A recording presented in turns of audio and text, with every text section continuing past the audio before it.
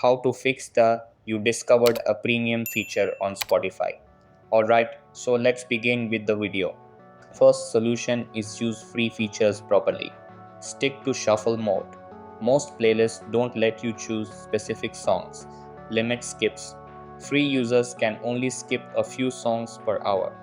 Use Wi-Fi. A strong connection helps load features and ads properly. Clear cache and restart.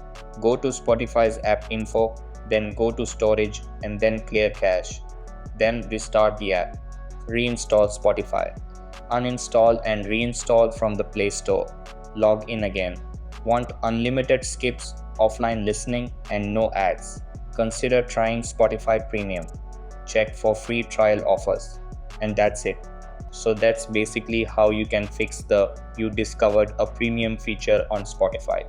So that's all for this video. Consider subscribing if you find it helpful. And I'll catch you in the next one. Thanks.